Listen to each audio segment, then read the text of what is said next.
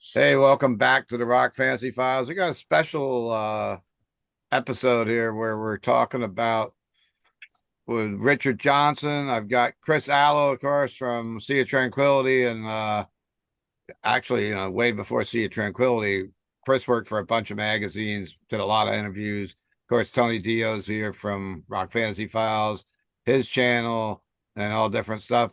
And we were talking with Richard a few weeks ago on an episode, and Chris couldn't make it. And I thought we'd do a little episode because Richard uh, toured with Black Sabbath a few times. And of course, I guess we'll call this like a Sabbath talk episode. We're going to talk about Sabbath, maybe some other bands he worked with. So let's kick this off. Welcome to the show, everyone. How's it Yeah, going? man. Good to be here. Thanks for having us, Steve. Yeah, man. Chris, you want to kick it off? Yeah, sure. Yeah, Richard, it's a pleasure. Heard a ton about you. I've heard you're as big a Sabbath fan as I am. That's what Tony mentioned. So it's a great honor to speak with you. I guess let's start from the beginning. How did you get involved in transportation? But I guess more importantly, the exciting part of transportation and touring with rock bands. Oh, um, first off, I thought this was about the Backstreet Boys. I'm sorry. No, Oh, no, so it's true. You do not poop on the bus, by the way. I heard that. But I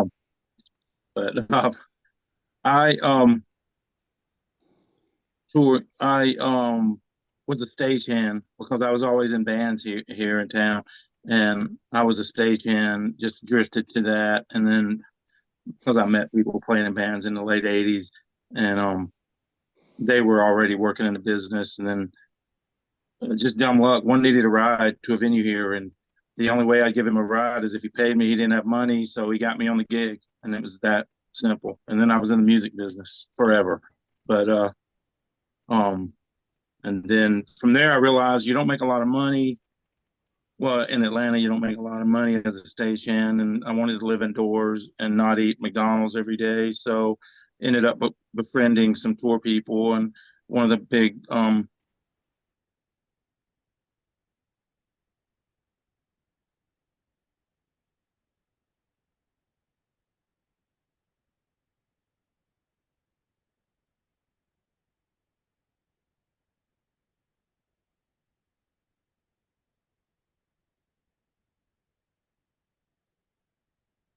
nonsense that goes on with a band. I just never pursued it. And then in the um, end of '99, he was here in town with a band breaking down a lighting rig for New Year's, and he just came from Madison Square Garden with TLC, the girl hip hop band, and we took him to breakfast, and he said, "You want to go out with me in March? I'm going to do a Bob Dylan tour," and he and me office and vouched for me, and then I was on Bob Dylan in March, and after I got a CDL, but it was that easy. that's important. Yeah, that's important. Yeah, I was going to Yeah, say that was the license I assumed was a CDL yeah, license. yeah, exactly. And and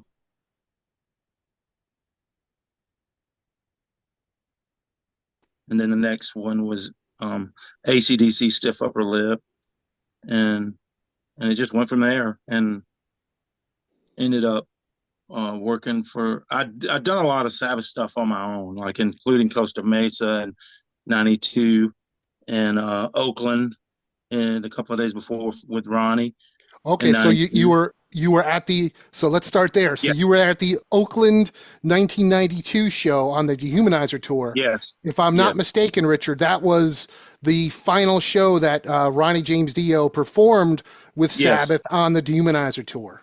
Yeah, that's why I was there for Ronnie. I met Ronnie in the '80s as a teenager, and I went through some of this with these guys or whatever. But and he just was so cool, and we waited on him out in the freezing temps, and he took us on his bus and like rubbed my sister's hands together and made hot tea, and he just at the end of it he escorted off his bus and said, "Don't ever wait outside for a rock star. It's you could get pneumonia, you could die. Just don't ever do it, and don't ever wait for me.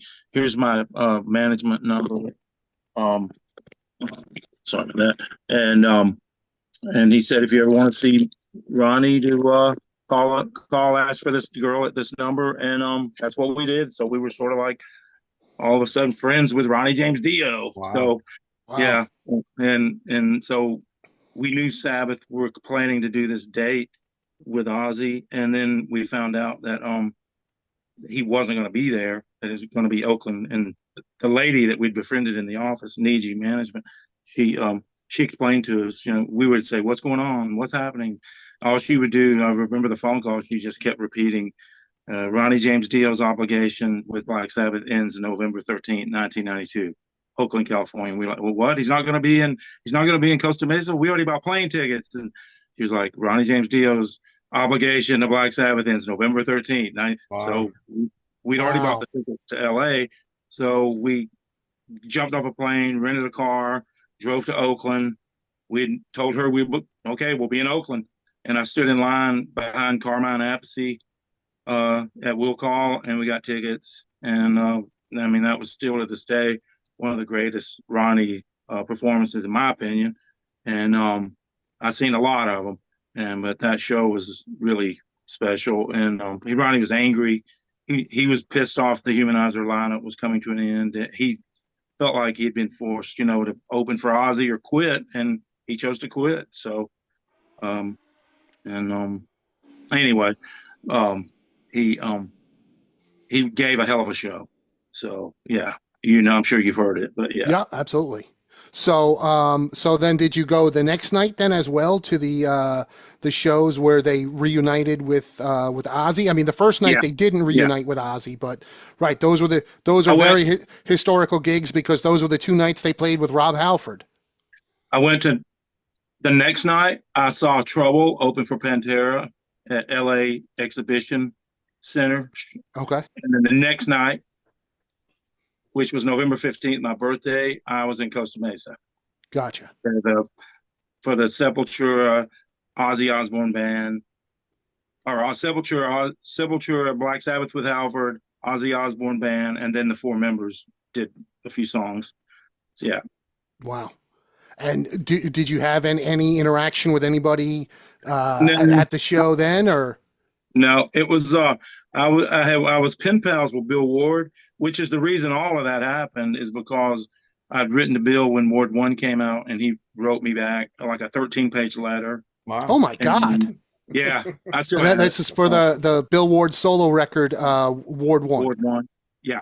And I just there were so many Richard, I gotta ask, what did you write to him that he sent you back a 13-page letter? And was this handwritten? Yes. Yeah. Wow. I should have dug it out. I dug out some artifacts, but I'll dig that out for you one day and show you. Sure. I actually haven't read it in over 20 years. I should probably read it, but I got a whole big padded envelope full of everything Bill sent me except for one letter, which Bill in the early 90s started sending me letters on cassette, and instead of writing out a letter, he would read it, dictate it to a cassette player, and then mail it to me. Wow. And one of them, as Tony knows this, I was friends with Reed Mullen of Corrosion of Conformity, the drummer. Oh, wow. And I knew Reed was a Bill Ward fanatic as well. And so they were on the Blind tour, and they came here, and that would have been 92. Yep. And I told Reed, I said, dude, you got to hear this. You got to hear this. And I went on the bus and let Reed hear it because Bill Ward wrote me a letter, and he said, I know it's your birthday. And he started singing me happy birthday. And wow. And Reed Mullen, God love the guy, God rest his soul, Rip. He was great, one of a kind, but he was a spaced out fucker. And he had a way, he could sweet talk the pants off a nun, and he had a way. He said, I love this, dude. You got to let me take it. I'm going to take it and make a copy, and I'll let the guys hear it. Everybody's a big Bill. Oh, my God. You got to let me borrow this, and I'll mail it back to you. Or I'll give it to you next time I'm in Atlanta. And against every fiber of my being, I let Reed Mullen take that cassette. And, of course, right. I'll let you guess. It never happened. It never came back to me. Wow. And in 2001, I was in Raleigh on tour and went to his house, and I said, I'd really like to get that cassette back. I know it's been like 12 years, but he said he showed me his cassettes, and it was a big garbage pile of cassettes, and he said maybe it's in there, and then I looked through them and it wasn't in there. But I did find a COC demo for a song called "Dumbing Down" that he said he wanted. Sidebar here, he wanted that to be the direction COC took, and it's really heavy, like Blind, and really, talking about the American public being dumbed down, and it was cool, and he gave me that instead because he couldn't fucking find my Bill Ward tape. But anyway, Well, that's a good consolation prize. Yeah, So, yeah, for sure. his exact quote was, "This is before Pepper Keenan turned us into Raleigh Hatchet." So that was his exact quote.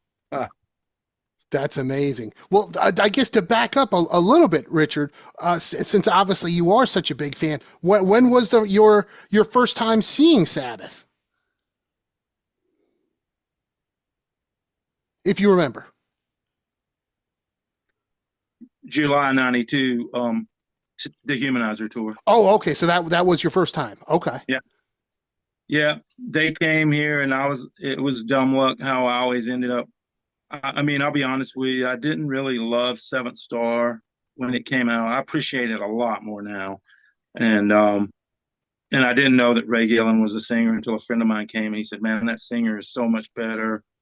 It's so awesome. Ray Gillen, this New York guy, is so fucking awesome." And he was telling me how cool they were. And anyway, and in '83 when the Born Again tour came here, I wasn't really in love with Born Again either. Okay.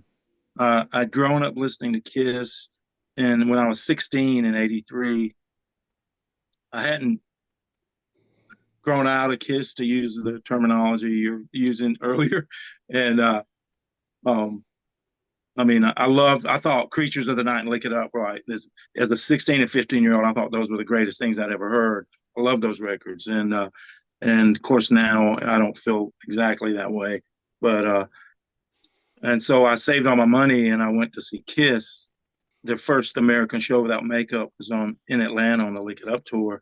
And I was a high school kid with no money, cutting grass for money or whatever. And so I saved all my little pennies and went to see Kiss on the Lick It Up tour instead of Born Again.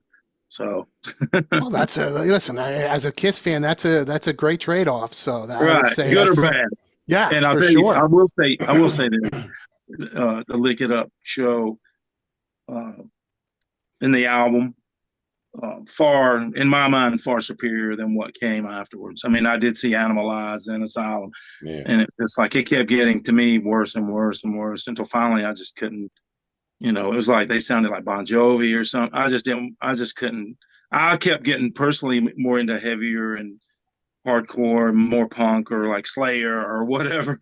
And the bands, like a lot of bands I really cared about, were getting keyboards and softer, glittery uniforms, and it was like I wasn't really into it. But I thought the Lick It Up show, it was the best time I'd ever seen Kiss. So yeah, that's a great record.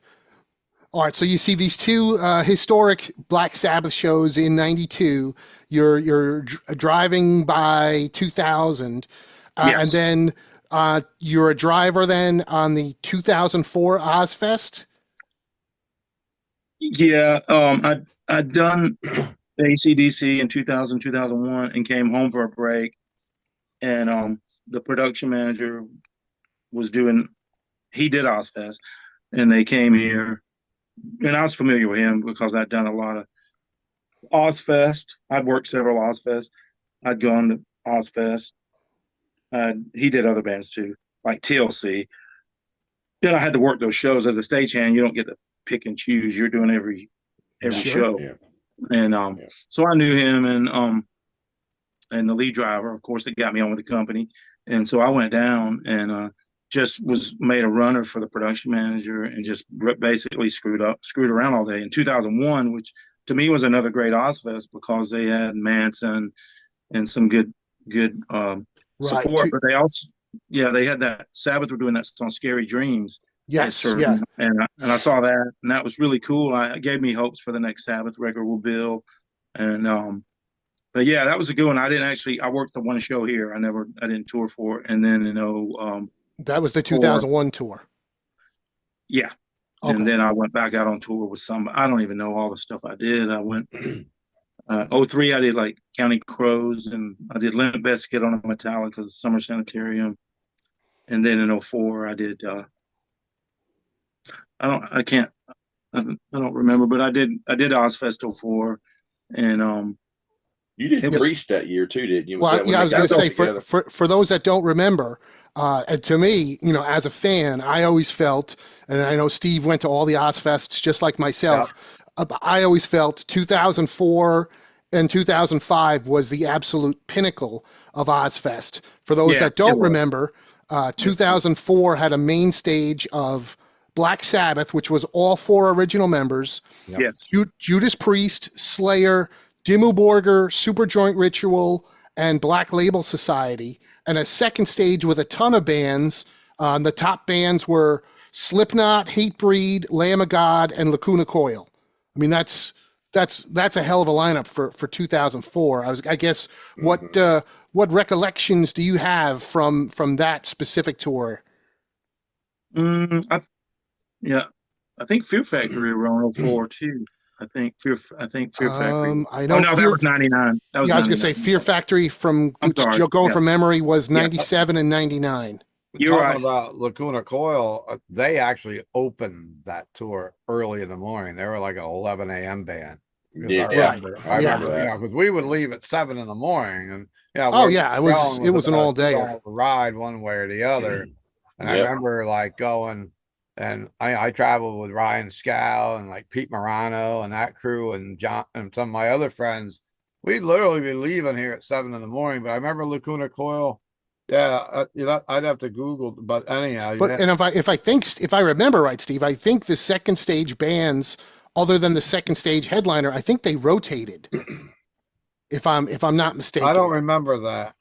So I'm Yeah, sure Lacuna Coil didn't open every morning, but yeah, whatever you I'm can not remember, sure. Richard, That could be true. from I that think they tour. opened early in Raleigh. Yeah. That's when I met Richard. I met Richard on that tour. On the I was 04 working. tour. I was working in Raleigh, working a gig, and he comes walking by. He's got a shirt on, a Bill Ward T-shirt. Oh wow! and we just started talking. You got the shirt. I think he's got the shirt over here. Because I was talking about it. Yeah. Oh, Yeah. that's awesome. That's Mhm. very cool. And Oh, was that's that Bill something? Ward. Was that something, Richard, that you got from Bill? No, I made it. I made it Oh, because okay, gotcha. Ozzy was doing a thing where Yes, he would say it over like Yeah. 20 times in a Yeah. row. and so I just put it on a shirt. And there was a vendor out there called Bang on Tees, and they would do these iron on things, and I just went out there and had like 10 of them made and gave them to like Bill's tech, Bill's road manager, Bill's son, Bill, and I wore one, and we just I That's thought it was awesome. cool to have a shirt that's the way Ozzy did the whole thing where he would keep saying it and then get down in front of the drum riser and bow and stuff. And Right. so, I mean, I thought this is great. Bill's finally getting the respect he deserves. Absolutely. And now, did you have any interactions with Bill? Any Oh, yeah. conversations with him on that run? Oh, What was yeah. what was the I guess the temperature like within the band? As you mentioned, famously in 2001, they were working on a new studio album, which of course didn't happen for 12 years later, and then of course didn't have Bill Ward. So I was gonna, if you have any stories from that. Oh,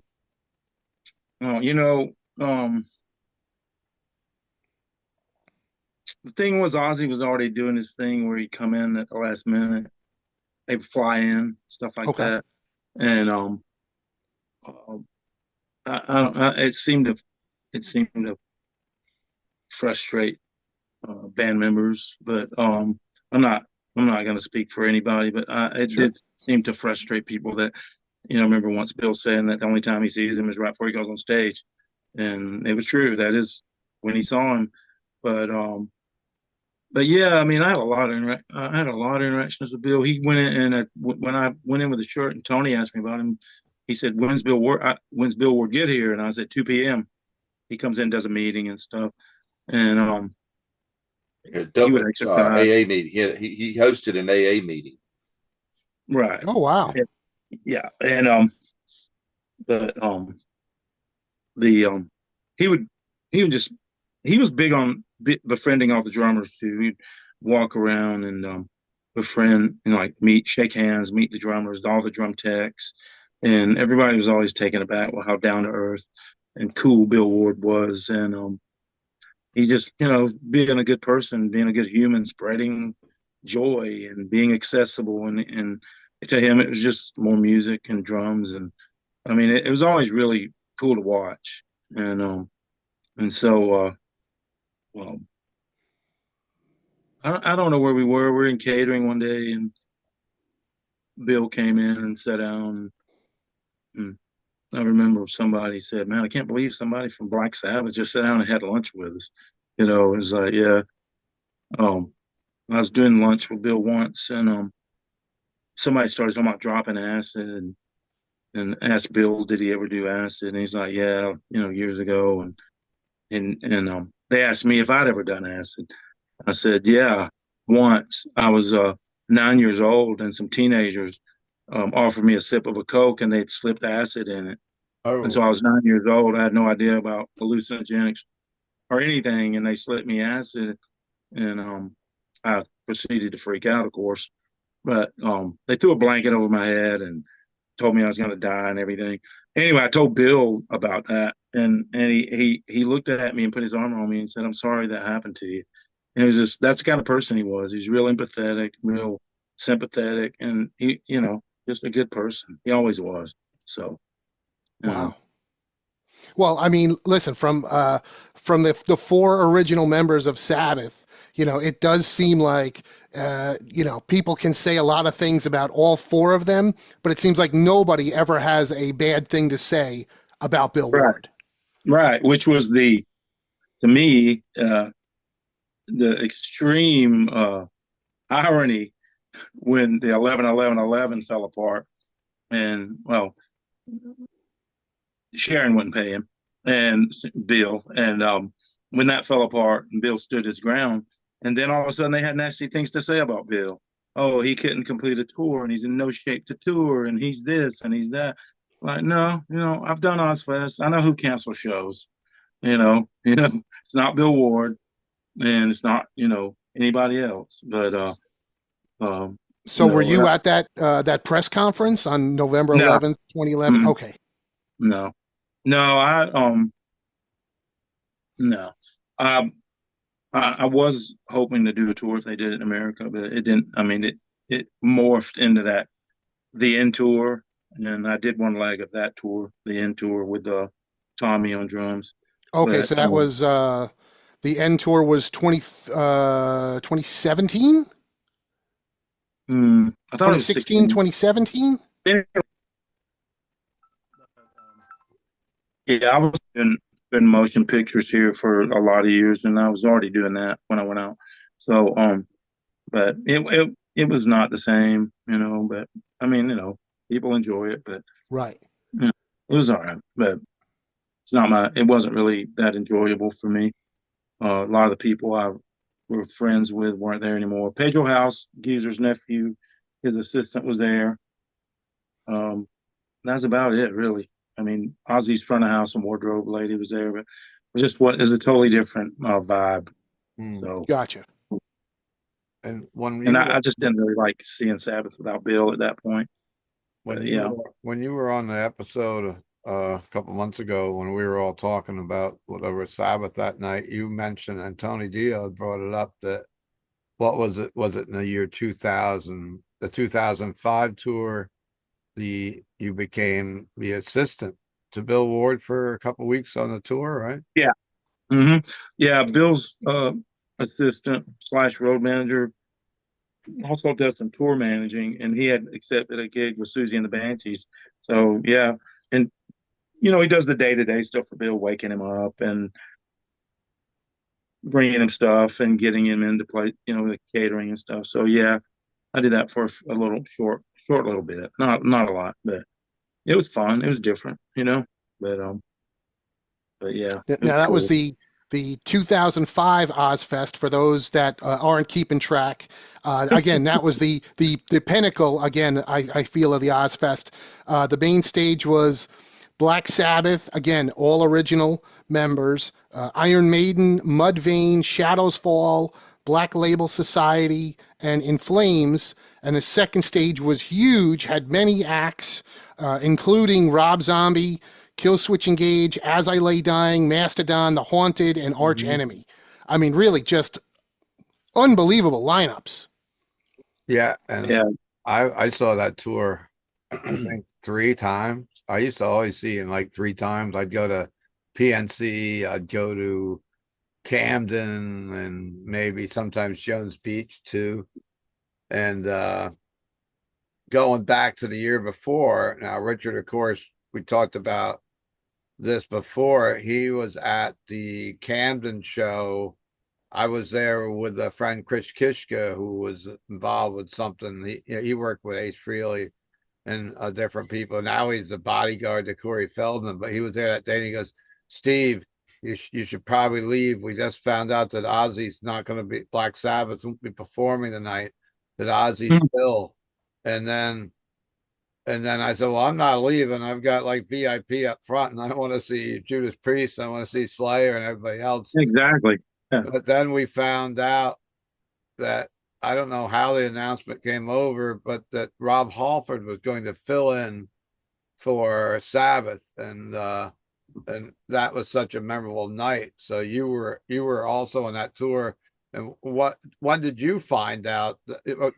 Were you on the in with that? Did you think that they weren't going to perform at one time until Rob accepted the job that night? No, I saw Ozzy leave about No. It was daylight. It was still like 4:30, and I saw Halford get there, and I knew something was up, and I walked over to Bill Ward, where I seen Bill. They're little trailers. They sat Tony, Bill, and Geezer had a little dressing room, like campers. Yeah. And I walked over to Bill, who was hanging out, and I said, "What's happening?" And he said, "Rob's going to sing for Sabbath." And I was like, "Awesome!" I was like, "So yeah, Halford sang for Black Sabbath twice, and I was there both. I think that's August 4th, 2004. That date. I think so. Off the top of my head, that sounds about right. But Oh my God. talk about a story that I recollect with Johnny Kelly of Typo Negative came up, and I could see in his eyes he was like really intimidated, but like starstruck by Bill. And I mean, I was standing there right there when they started interacting, and he waited for Bill to stop speaking to me, and then he's like, "Hey, Bill, pleasure to meet you. I'm Johnny." And Bill Ward looked at him and said, "Yeah, from Typo Negative. I love you. I love your band. I love you. I love your singer. I love your drumming. I'm a big fan." And Johnny Kelly looked at me like in complete shock. His jaw dropped. He was like, "Bill Ward knows who I am." I said, "Yeah, man. Bill Ward's up. He has a radio show. He knows. He knows. But he's gone out and seeing Slipknot every day on the golf cart." And Bill was up, and Bill looked at. He had to get. He was doing something. I don't remember what. And he said, "Johnny, I'd really love to have you on my show. Give Richard all your information. Richard will make sure I get it." And of course, Johnny scrambling for something to write on. I had a Sharpie on my lanyard, and I gave it to Bill later. And I don't know if Johnny Kelly was ever on Rock, whatever the show was, Rock 50, I think it's called. And but yeah, Johnny Kelly still remembers that. I'd taken a bunch of pictures of them together and had a quick Olympic, and I actually sent Johnny a few of the outtakes recently. He's out with Quiet Riot, and I just sent him those. He said, "Man, that's one of the greatest days right there, greatest days of my life." And so yeah, that's cool. I like Johnny Kelly. That's amazing. And again, another infamous Black Sabbath show that you were at. Now, we were talking 2004, 2005. As Steve mentioned, Steve went to multiple Ozzfests each year. I did the same, and I just happened to be. I saw the 2000 Ozzfest a few times on the East Coast, and then Roadrunner Records flew me to California for the last night of Iron Maiden's run on the San Bernardino. 2005. Yeah, San Bernardino. Yep. I was there doing press for Circus Magazine and Pit Magazine, and it just so happened to be the night that Sharon Osbourne had Iron Maiden egged, which was a terrible situation. Yep. Just wondering what your,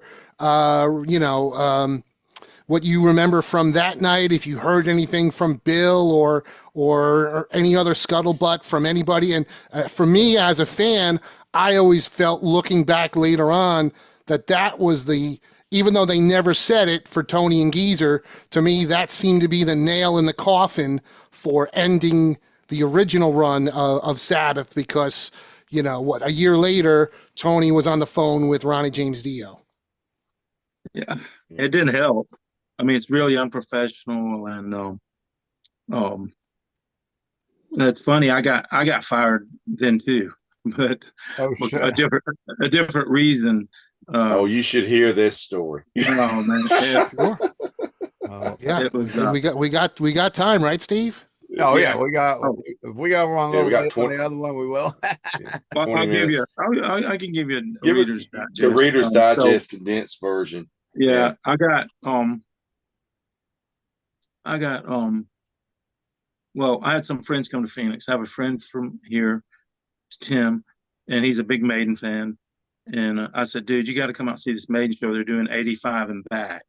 And it was killer. I mean, I saw Maiden all through the 80s and everything. And actually, probably my favorite time seeing them was on Ozzfest in 05. They were doing no filler, all killer, And anyway, I told my buddy, man, if you just get to Phoenix, I'll hook you up. And so he came out, and I had a friend at the time that lived in Phoenix. So I was told that we had a travel day to San Bernardino, which is only 300 miles, not even. And so I wasn't really worried about sleeping. I was like, I'll just stay up all day, then go to bed and lollygag in San Bernardino. And I asked the stage manager, I mean, you can look it up. I don't want to say the douchebag's fucking name, but he told me, yeah, you got a travel day. See you day after tomorrow. And then he told the company they needed me, and so it made me late because nobody's seen this guy shake my hand and say see you in 2 days, but so everybody just thought that I ignored what I was told. And anyway, he made a big dramatic dismissal of me, which was fine. I didn't like those people, though, that particular person. I'd done Aerosmith with him and some other stuff, and so anyway, that was going on my side personally, and but as far as the Maiden thing, that started in Columbus, Ohio. Ozzfest, Sabbath had been together with the original. Sabbath had been together, quote, with Mike Borden in '97, if you probably know that. But right. And then when Bill got involved, '98, so they've been together at that point, a long time. And the shows were getting shorter. Ozzy's voice was getting thinner. A lot of shows they did the bare minimum and left. Ozzy canceled he canceled several shows. Sure. I don't remember all the ones. I think Madison, Wisconsin was one. But anyway, so people were not really chomping at the bit to see Sabbath and do Iron Man, War Pigs, and Paranoid. And so the ticket sales began to wane, but all those other bands that you're talking about brought people in. And when Maiden brought a lot of people into Ozzfest 2005. So when we were in Columbus, Ohio, the show had only sold like 2,500 tickets, and Polaris Amphitheater was huge. Wow. And Ozzy got sick, and they made the announcement on the local FM radio rock station, and when they announced that Iron Maiden not only would be headlining, Iron Maiden were going to play almost 2 hours, and the amphitheater sold out within an hour. Wow. And that is the beginning of what people now mistakenly refer to as some feud or whatever. That was the first blow that hurt. Sharon's a female, but she has a male ego, and that hurt her ego. And then that night, I watched the show because I was like, what are they going to do for 2 hours? I mean, that's my favorite Iron Maiden is 85 back. And I watched the show, and I didn't have anything else to do because I had Sabbath band gear, and they weren't playing. So Right. Yeah. I didn't have anything else to do. So I thought. But so during the show, everybody's going mad for Dickinson. And then Maiden, they're just playing songs, like 3-4 songs they played, and they were mad. The crowd was going ape shit for Maiden. And because at that period in time, and then even now, Maiden do not tour America every year, like a lot of bands. And Bruce, between songs, Bruce is like, thank you for welcoming Iron Maiden, and tonight you get a treat. You get to see a real heavy metal singer, not some buffoon fucking around with a remote control making a fool of himself. And when he said that, oh my God, a lot of the crowd liked it, but Sharon didn't. And then the shit really started. And she started saying shit that wasn't true. Like Ozzy said hey to Dickinson in a hallway, and he refused to speak to him, all that. And none of that was true. Half of what she says is lies, just like with Daisley and Kerslake. It was all bullshit. And then she tried to make a villain of Dickinson, which he was sort of an asshole for saying that at an Ozzfest. I get that. I mean, that part I will agree with her. To badmouth the festival you're headlining's namesake, I get it. That's at least bad taste, but he did it.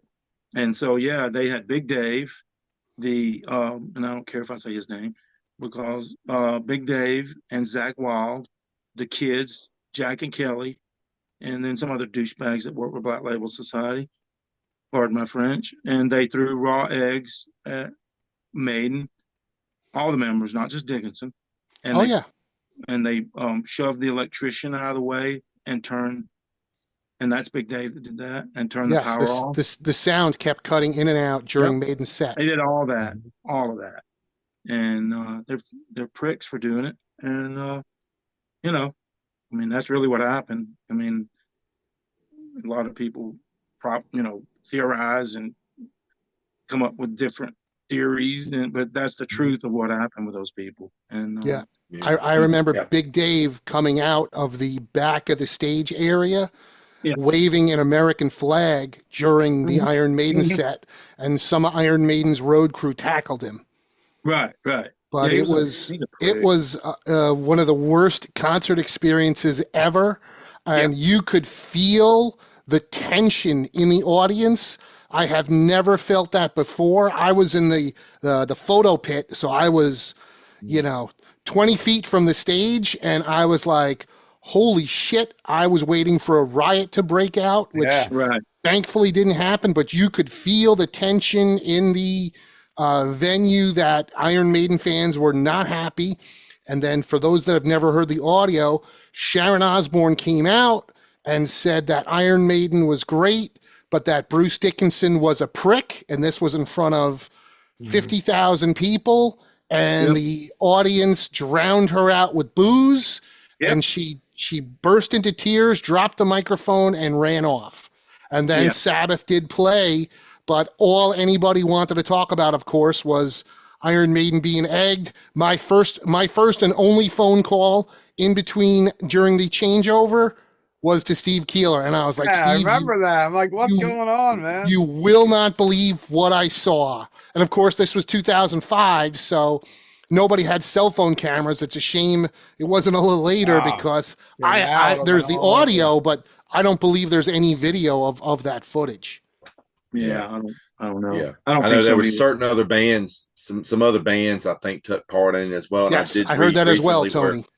where Trivium spoke up and said that they were asked to do it, and they said no, and they actually put their Iron Maiden shirts on in support of Maiden, played their set, and refused to do it. And then they said they were treated like crap for the rest of the dates. Right, because there was like eight dates. 8 dates later, that Velvet Revolver took the Maiden slot because Maiden had to go to Europe. I remember that. Yeah, I remember that. So I was dismissed, and Maiden they were already planning to leave anyway. They got sabotaged, so I didn't make a stink about it or cry about it. I just did my thing and left. And so I actually got a call from my office and asked me, what happened, and I tell them the whole dramatic story and how I was lied to. And he said, "Okay, so what do you want to do? You want to do this, or this?" And I said, "Where do they go?" And he said, "Paul McCartney goes to Miami." And I said, I'll do the McCartney thing. And so that way I could come swing by my house. And so I went to LA, picked up Paul McCartney at Center Stage rehearsal, and started driving to Miami. And I got a call, and it was Bill's road manager or assistant. It was really his road manager. And when I answered the phone, I said, "Hey, what's up?" He said, "Hey, Richard." And I noticed immediately it was Bill. It wasn't Walter. It was Bill. And he said, "Are you okay?" And I'm like, "What?" And he's like, "Are you okay? I heard what happened." And I'm like, "Oh, I'm fine. I'm going to do this McCartney run. I'm sorry I didn't get to say goodbye to you." He said, "Oh, no problem. I heard what happened, and I want to tell you it's bullshit." And he said, and this is Bill Ward. He said, "If you want me to, I'll go in and tell him I need you here, and we'll do a fight. We'll fight for you." I said, "No, don't get in the middle of it. It's not worth it." And the tour is close to being over, and it's just I'm a driver. I don't want to be in the middle of some drama between artists and production people, and I don't want to be a part of it. I'm flattered that you call me. I'm flattered that you would volunteer to take up for me. But no, you worry about what you got to do. And I'm really eternally grateful for the phone call. But no, I was like, I'm still like, you're telling the story. I'm dumbfounded that Bill called me and offered to go in the office and fight for me, But he did. That's amazing. The kind of guy that he is. And that's the one thing I'm happy about this upcoming Birmingham thing is Bill gets to say proper goodbye to people, Sabbath people and everything. So then after the 05 Ozzfest, I understand Tony had mentioned that at some point you were driving on the Heavan Hell tour, which featured Ronnie James Dio, Tony Iommi, Geezer Butler, and Vinny Appice. So I did 3 tours I did a 07 one, which ends at Radio City. So I'm in the Radio City bonus features called Tales from the Road. Oh, right. Tony had mentioned. So did you do the Canadian dates and then it ended at Radio City? Okay, gotcha. Yes. The whole tour started at Vancouver, did all the way across Canada. And then the only American show we did was Radio City. Radio City. And it was down in Megadeth. But at Radio City, there was no opener. Right. But correct. But that was 07. In 08, did the Metal Masters, which was Priest, Heavan Hell, Testament, and Motorhead. Right. 09 did the last. Heavan Hell. That was Heavan Hell and Coheed and Cambria. Yeah, did that. Yeah. And then, the Ozzfest with Halford, that was 2010, right? 2010, correct. That was Halford, Motley Crue, Devil Driver, and a couple other bands. Any other horrible band you can mention? Go ahead. Yeah, it was that was the one I skipped that one. Yeah, well, I didn't skip it, and I was so freaking happy because I love Halford, the band Halford, the album Resurrection, the Crucible album. I love Halford. I think it's some of the greatest things Rob's ever done. And at that point, I was so happy to see that band. I watched them every day, and it was a short Ozzfest. It was only like 6 shows. Yeah, it was not a big tour. It was like, really, we did San Bernardino to Chicago, the drive in 2 days, and then it was Chicago, Pittsburgh, Boston, or Mansfield, Homedale, Camden, Bristow. It was really short, and I did, yeah, it was cool, and I was so happy to see Albert, and it's one of my favorite tours just because of seeing the Halford band every day. Because yeah, I mean that was cool, but yeah, I did that. So there for a couple of years, I had a good Sabbath related run. You know? Oh, absolutely. Well, two Yeah. questions, Richard, before we run out of time. So for the Heaven and Hell era of the band, when they first got back together, I interviewed all four members of the band: Tony, Ronnie, Geezer, and Vinny. I interviewed them all separately, and they had talked about how when they had reunited, the original plan was to reunite not with Vinny, but with Bill Ward. And there was some issue there that, for whatever reason, Bill Ward, quote unquote, didn't work out. So they brought Vinny in. Did you have any dealings with Bill at that time, or did you hear any stories regarding that as to Yeah. what happened with why Bill didn't work out? Well, Bill did go to England and start that process, and and I mean, I mean, he quit. He wasn't fired, but he he he he left, and basically he was just like, I can't play with someone. I play how I play. I play off feeling. I don't count. I don't play to a metronome. I don't play to a computer. I play how I play, and it's off heart, soul, feeling. And I can't sit in a studio and be told to do it this way and do it that way.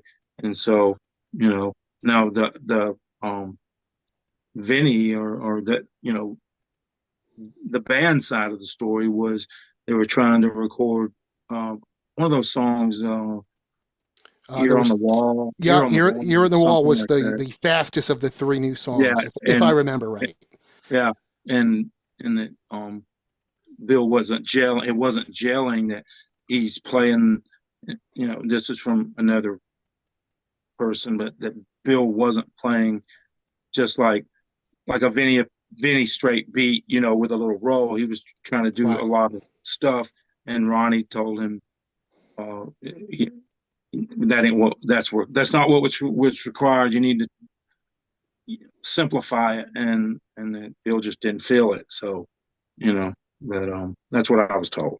So, truth or not, who knows? But yeah, obviously Bill did go there, and it didn't work out. And as far as that lineup, I mean, you know, with Ronnie, it's, you know, Vinny's great. So Yeah, no, absolutely. So then you did these three tours with that Heaven and Hell lineup. What are your memories or recollections from those tours? You know, with that Sabbath lineup, and it's amazing that you were able to do, you know, the two biggest Black Sabbath yeah, lineups, the original yeah, lineup and the Ronnie lineup. yeah.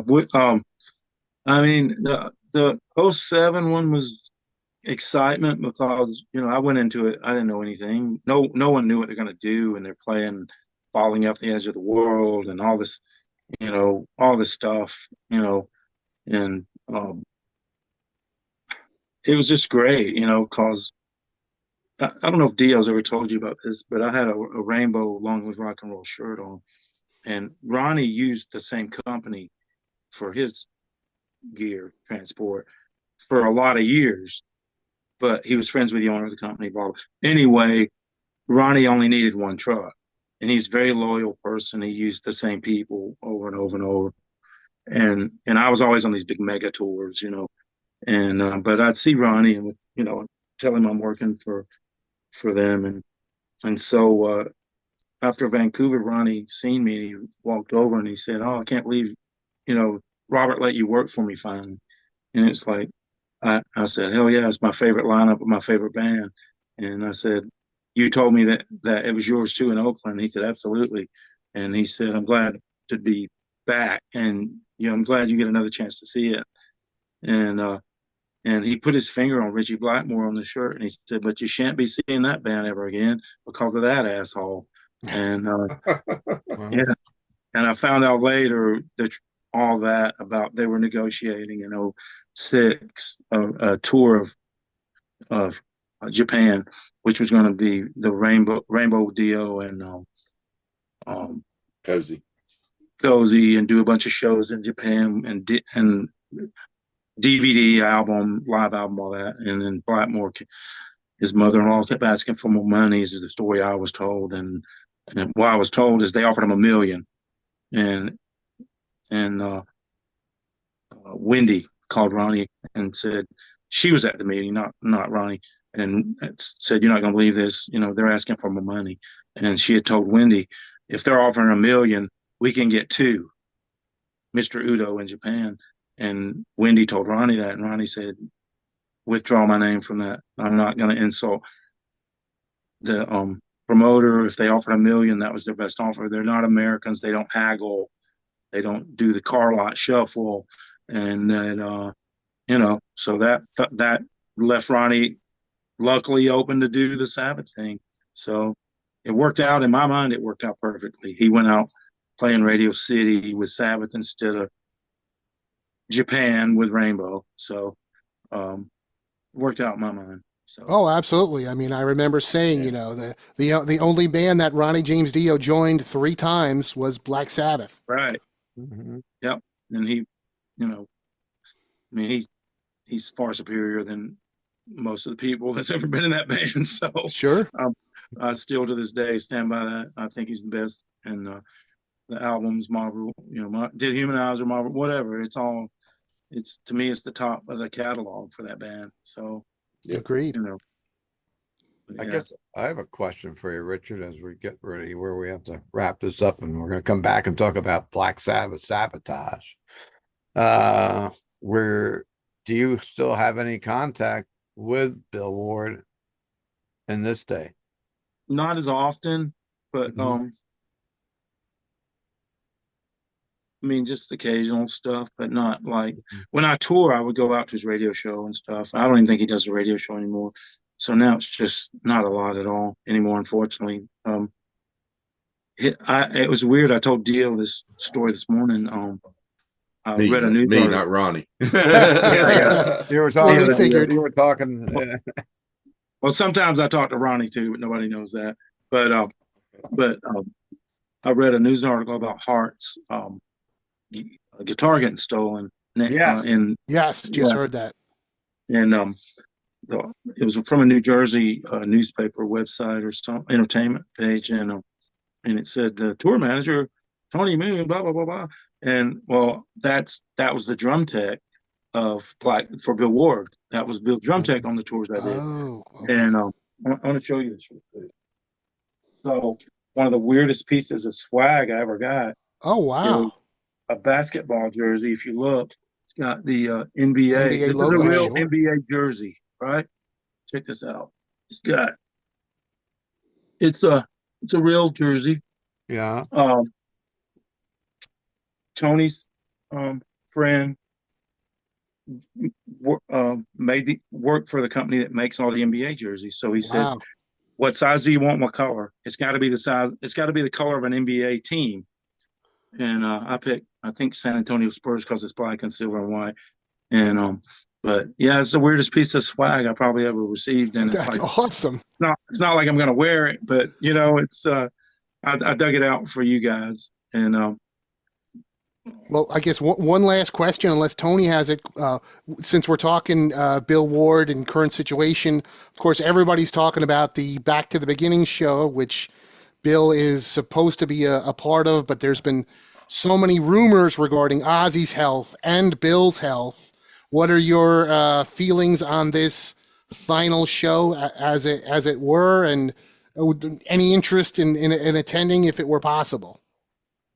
Oh, for me personally, no. Yeah. I don't have any interest in it, and because I'm at the age I'm closer to 60 now, and I've done a lot of cool things, and I just like a band comes in, rolls into town, and you have to weigh it out, like AC/DC. I did see one of the shows a few weeks ago, and I kept saying, do I want to see any of this? I mean, is it gonna in any way stand with for those about the rock or any of the tours I've seen or the stiff upper lip tours that I did, I watched 90% of the and it was like it's not gonna matter. It's like and I was right. Unfortunately, I watched some of that and it's sad.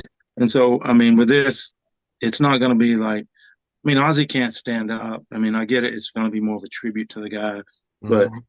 I mean, I don't really, I don't have any interest in it other than like good for Bill and that he gets to play with Tony and Geezer maybe and say goodbye. But I think it's just going to be an overpriced, um, you know, shit show. But what do I know? I mean, I've seen some of the groups members. KK Downey's going to be there. That's cool. I mean, and I don't want to be a Jakey negative Lee. Nelly, but Jakey Lee, that's still cool. Rudy Sarzo, yeah. Yeah. But I You don't see know. where I mean, Ozzy said the other day that he feels like he might die on stage that night. no, I haven't seen I that. saw that. It's like crazy. It's crazy. I don't know if that's a rumor or just what. You don't know if he's going to go on stage and die on stage, and it's Is he just. going to do GG Allen? I don't know. I just. I'm still shocked that Sharon hasn't come up with some kind of a pay-per-view for us around Yeah. the world that can attend, because we'd all throw down $50 Steve, a lot. you know, wrestling pay-per-views are normally promoted about a month out. Yeah. Tomorrow's June 5th. We're about a month. So we're right there. If it's going to happen, we're going to hear shortly. Yeah. Some kind of because they got everybody and their brother. Steven Tyler's going, the singer from Ghost is going, Jonathan Davis. It's going to be some jam session. I'd like to have a party in my backyard and watch it, but yeah. I had no desire to fly to England. I have friends. I have a good friend right here in Middletown that bought a ticket with one of my ex-employees for $7,000 a piece, and they are sitting on the side of the stage for it. So Sharon's going to make some money. Good for them if they can afford it. Yeah, exactly. I mean, the other guy lived in Middletown, just spent what was it, $12,000 the roadie for Gene Simmons? That was another Middletown, Yeah. Some people's got more money than they got sense. So I guess we could. I mean, it was great. This episode. This has been fantastic, Richard. Cool, Thank you so much for your time. Oh, thanks for having me, man. We ought to have Richard come on Pete Pardo's channel and do a Sabbath Stones with you, maybe. Sure. At some point, that'd be great. Yeah. And I guess he's got lots of more stories. I can only imagine. Back again. So I dug this out today. These I had guitar picks made for the 04, and it's got for 0405. That's amazing. Yep. And it's authorized by Ralph Baker, Tony Iommi's manager, because nobody could put Henry on anything without Ralph approving it. So they made those for me. It's got my name and Sab's truck, 2004, 2005. And nice. But anyway, I'll send you. I got a few of these. I'll send you one. Send me your address. And Richard, you're still currently working in the entertainment business. You're still driving a truck. Tony said you were just out on the road with, I think, what was it, Kendrick Lamar or somebody? What I do is fly out dates to do equipment moves or whatever. I don't really tour anymore. Okay, so you do shows still. I do some stuff, but sporadic. Yeah, it's when the movies are not moving fast enough. And where do you live currently? Atlanta, Georgia. Atlanta. Okay. Yep. All right. Anybody got a last question for Richard, and we'll pop this off. And thanks everybody for watching. Please comment. Please hit like, hit subscribe if you like what we're doing on the Rock Fantasy Files and Rock Fantasy YouTube channel tonight. Yeah, it was great having Chris Howe and stealing from Pete Pardo tonight. Thank you. Thanks for having me. Man. Thanks, Richard. You and Tony. You guys were all great. Thank you. Well, Pete Pardo stole Tony Dio for me, so. We're doing a trade up. Just once a month. Yeah. Just once a month. Yeah, it's only once a month now. It's crazy. Anyhow, so thanks, Richard. Right. Thanks, Chris, for coming on. And we'll see you back here in a few minutes, actually. All right. All right, cool, man. All right. Take care, guys.